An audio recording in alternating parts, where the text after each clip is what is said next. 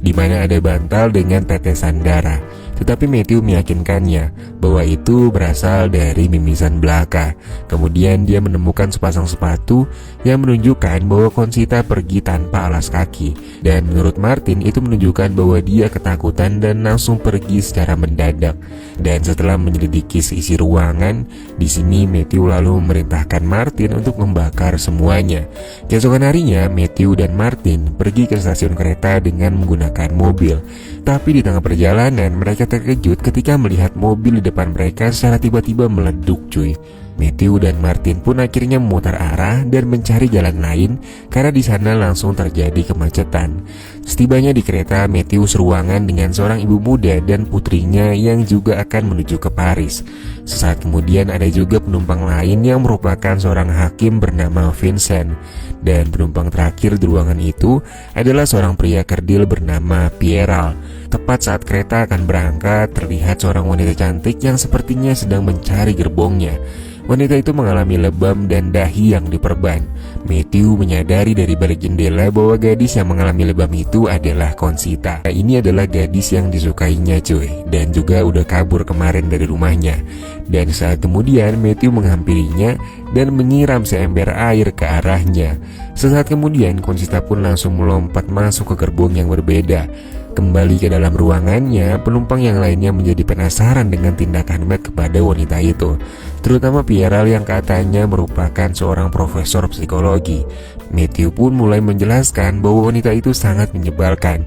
Dia pun menceritakan kisah bagaimana dia bertemu dengan Conchita, dan cerita pun flashback ke beberapa waktu yang lalu. Saat itu Matthew berada di pengadilan mengunjungi sepupunya yang merupakan seorang hakim. Saat istirahat makan siang, mereka berkunjung ke rumah Matthew untuk makan siang bersama. Di sana Matthew bertemu dengan Conchita, dan ternyata Conchita baru-baru ini dipekerjakan sebagai pembantu di rumah Matthew. Matthew yang baru pertama kali lihat Conchita pun langsung falling in love dengannya, karena ya emang mulus banget juga kan. Malam itu juga Matthew meminta Conchita untuk datang ke kamarnya. Di sana Matthew bertanya lebih banyak tentang dia. Conchita pun melanjutkan obrolan dengan memberitahu Matthew bahwa dia awalnya tinggal di Paris, seorang penari sebelumnya. Matthew lalu menggiring pertanyaan lebih jauh sembari menggoda Conchita untuk melaksanakan perpusrengan duniawi cuy. Namun baru aja ngelus dikit, ternyata tindakannya malah membuat Conchita pergi meninggalkan kamar Matthew cuy. Keesokan harinya Conchita meninggalkan mansion dan keberadaannya sama sekali nggak ditemukan. Matthew sebenarnya nggak mempermasalahkannya dan memutuskan untuk berjalan-jalan di sore hari. Saat di taman, tiga pria muda yang kayaknya seperti berandalan menghentikan langkahnya, dan mereka meminta Matthew untuk memberikan sejumlah uang. Setelah pemalakan selesai, Matthew pun pergi untuk minum kopi di sebuah kafe. Tak diduga, di sana secara tiba-tiba datang Conchita dan mengembalikan uang yang baru saja Matt berikan kepada tiga pria yang tadi, yang mana rupanya itu adalah temannya Conchita. Nah, di sini biar kelihatan baik, Matthew berkata agar Conchita menyimpan uang tersebut. Conchita pun menyebutkan bahwa dia akan menggunakan uang itu untuk mengunjungi ibunya pekan nanti. Matthew bertanya di mana Conchita tinggal. Setelah memberitahu alamatnya, Conchita pun langsung bergegas pergi dan setelahnya Matt mendatangi alamat yang diberikan Conchita kemarin. Dia disambut baik oleh orang tua Conchita.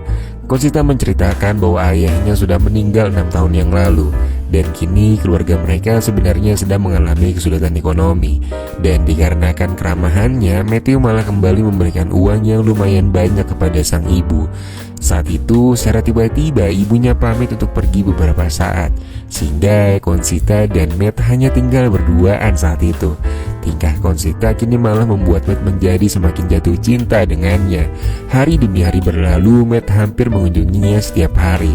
Dalam salah satu kunjungannya, Matthew menyaksikan Conchita yang sedang menari flamenco dan diiringi petikan gitar dari seorang temannya. Lalu saat menyadari Matthew datang, tak lama kemudian temannya pun pamit untuk pulang. Temannya Conchita ini semacam udah ngerti kalau Matt mau berduaan sama Conchita. Saat mereka sedang duduk bersama, si Matt lagi-lagi melancarkan aksinya dengan ngegombalin Conchita sambil leyeh-leyeh dengannya. Namun sialnya, gak lama kemudian tiba-tiba ibunya Conchita datang. Dia lalu bercerita betapa bahayanya saat seorang wanita berada di luar. Banyak yang dipengaruhi karena pergaulan yang semakin gak terkendali. Ibu seakan menyindir Matt yang hobinya lagi nempel-nempel mulu sama anaknya. Namun Matt gak memperdulikan perkataan sang ibu. Matthew lalu berbisik pada Conchita apakah dia memiliki kekasih. Conchita pun menjawab kalau dia gak punya. Dengan malu-malu dia juga bilang kalau dirinya belum pernah melaksanakan perpusrengan duniawi dengan siapapun cuy. Conchita ini ternyata masih ting-ting di umur ke-16-nya. Kemudian esoknya Matthew menugaskan Martin untuk membawa ibunya Conchita ke rumah. Di sana Matthew meminta restunya dan berkata bahwa dia ingin melamar sang putri. Matthew kemudian menyerahkan amplop berisi uang dan meyakinkannya bahwa ketika Conchita menikahinya, dia akan menjaga putrinya, dan Matt juga meminta si ibu untuk membawa Conchita ke sini pada esok lusa. Si ibu pun sangat senang dengan kabar gembira ini, dan lalu dia pun bergegas pulang untuk menyampaikan berita itu kepada putrinya. Ketika tiba saatnya bagi Conchita untuk bertemu dengan Matthew, teman Conchita mendatangi Matt dan memberikannya sebuah surat. Dalam surat itu Conchita menulis bahwa dia sebenarnya mau menerima lamaran dari Matt. Tetapi saat itu dia tersinggung karena seolah-olah Matt ini telah membelinya dari ibunya. Dan Matt memberikan sejumlah uang yang sangat banyak pada ibunya kemarin. Dia lebih lanjut menyatakan bahwa Matt tidak akan pernah lagi melihatnya. Frustasi dengan isi surat itu, Matthew pun meremas surat itu dan membuangnya. Setelahnya Matt memberanikan diri untuk mengunjungi rumah Conchita. Namun dia terkejut dengan keadaan di sana yang udah kosong melompong cuy. Conchita dan ibunya ternyata udah gak tinggal di sana lagi. Singkat waktu gak terasa udah 2 bulan, Matt dibuat bingung memikirkan Conchita yang entah kini berada di mana. Di sebuah kafe dia menceritakan kepada sepupunya yaitu Edward tentang hal ini. Dan saran Edward adalah menyuruh Matt untuk mencari gadis lain untuk melupakan Conchita. Namun Matt bilang kalau sebenarnya dia ini udah jatuh cinta banget sama Conchita. Dan sejujurnya Matt masih mengharapkan agar Conchita kembali ke kehidupannya. Lalu saat Edward keluar untuk mengambil mantelnya, ternyata yang menangani pekerjaan itu adalah Conchita cuy. Dan sesaat kemudian Matt pun akhirnya bertemu kembali dengan Conchita. Dia lantas bertanya kenapa Conchita menghilang dari dirinya. Conchita menyatakan bahwa dia sudah menjelaskannya melalui surat itu. Lalu seorang manajer kafe datang dan percakapan mereka pun dipotong oleh si manajer kafe yang ingin Conchita fokus pada pekerjaannya dan dia nggak mau kalau Conchita mengobrol dengan para tamu. Dan tiba-tiba Conchita melepas celemeknya dan memutuskan untuk berhenti bekerja saat itu juga.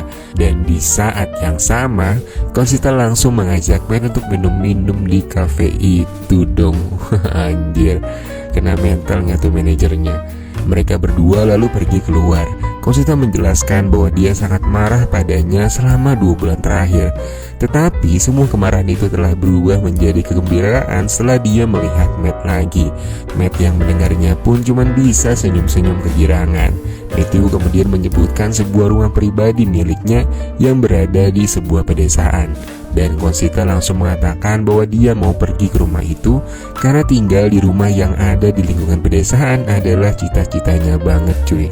Dan pada malam harinya mereka pun akhirnya tiba di rumah yang dijanjikan oleh Matt sebelumnya. Saat di dalam mereka pun langsung pergi menuju ke kamar. Di sana Conchita bertanya mengenai keberadaan sebuah foto di ruangan itu. Matt menjawab bahwa foto itu adalah mendiang istrinya yang telah meninggal 7 tahun yang lalu. Dan Conchita yang kayaknya cemburu meminta Matt untuk pindah ke kamar yang lain. Dari sini Matt mulai menyadari bahwa sifat Conchita ini sulit dipahami. Di sisi lain terlihat Conchita yang lagi di kamar mandi sehabis mengganti bajunya dengan sebuah daster. Dan setelah Matt mematikan lampu lilin, Matt pun akhirnya bisa mendapatkan izin untuk melaksanakan ritual perpusrengan cuy. Tapi sesaat kemudian Matt terlihat kesulitan membuka dalemannya Conchita.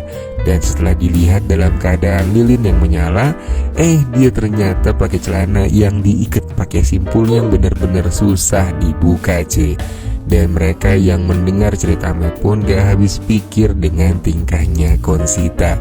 Beberapa hari sudah mereka tinggal bersama-sama di rumah itu. Namun sampai sekarang mereka belum juga melakukan hal yang seru-seru itu. Matthew tentunya mulai frustasi dengan masalah ini. Karena ya dia udah pengen banget juga kan. Dan malam itu tiba-tiba ada keributan di jalan yang membuat Matthew dan Conchita ketakutan. Conchita yang ketakutan memutuskan untuk meninggalkan kamar, namun terungkap bahwa dia pergi agar dia bisa membiarkan temannya masuk. Lalu karena udah kepalang kesal, Matt memutuskan untuk mengusir mereka berdua dari rumah. Dan dia juga bilang untuk jangan pernah kembali lagi. Matt sepertinya udah benar-benar muak banget nih sama tingkahnya. Setelah beberapa bulan, Matthew sekali lagi menceritakan ceritanya kepada Edward. Matthew meminta bantuan agar Edward menemukan cara untuk bisa menghentikan dirinya yang benar-benar udah tergila-gila banget sama si Conchita. Edward kembali menyarankan agar Matt mau mengenal wanita lain dan lantas berlibur dengan wanita itu ke luar negeri.